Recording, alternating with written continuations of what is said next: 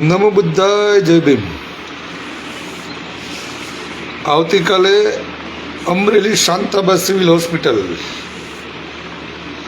ખાતે દેવી પૂજક સમાજના બહોળી સંખ્યામાં લોકો ભેગા થઈ રહ્યા છે અને એનું કારણ છે કે હમણાં જ એક બેનને કોથળીનું ઓપરેશન કરવા સમયે ડૉક્ટરની બેદરકારીથી કંઈક નસ બસ કપાઈ ગઈ અને બ્લડિંગ જાજુ થઈ ગયું હોવાથી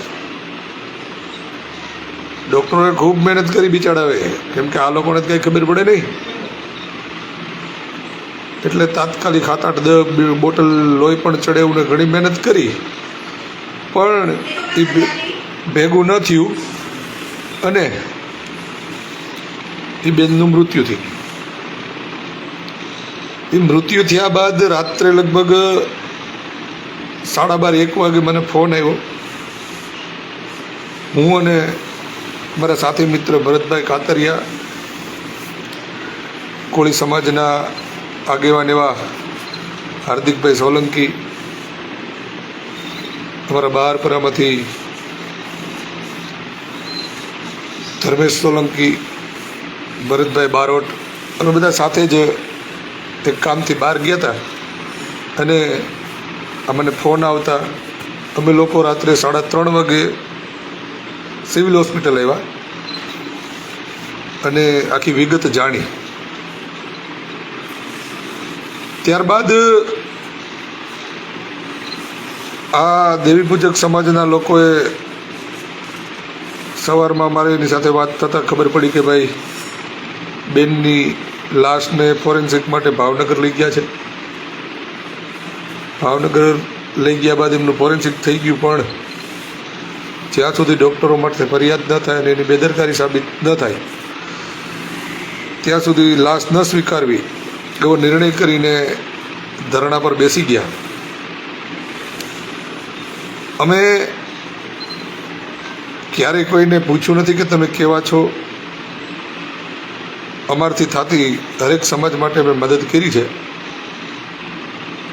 અને આવતીકાલે પણ જ્યારે આ દેવી પૂજક સમાજના એક બેનને ડૉક્ટરની બેદરકારીના કારણે જીવ ગુમાવવો પડ્યો હોય તો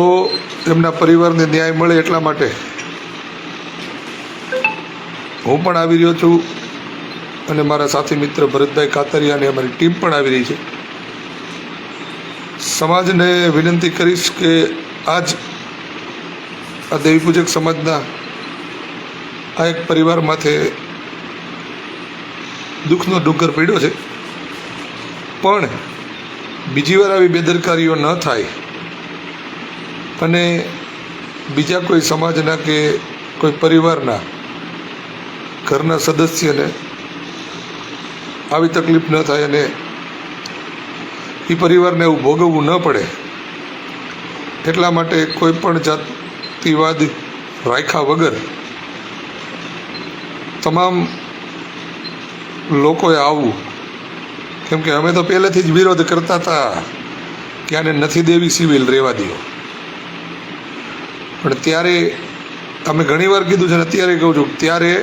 જ્યારે અમે અલગ અલગ સમાજના લોકોના આગેવાનોને મળવા ગયા ને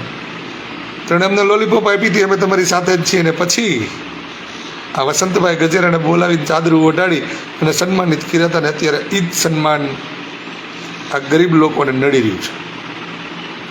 એટલે મહેરબાની કરી અને આવતીકાલે બહોળી સંખ્યામાં ભેગા થાય અને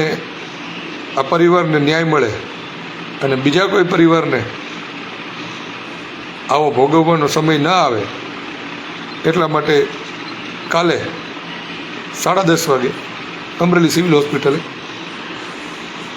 સૌ સાથે મળીને આ આંદોલનને સફળ બનાવીએ। જય ભીમ।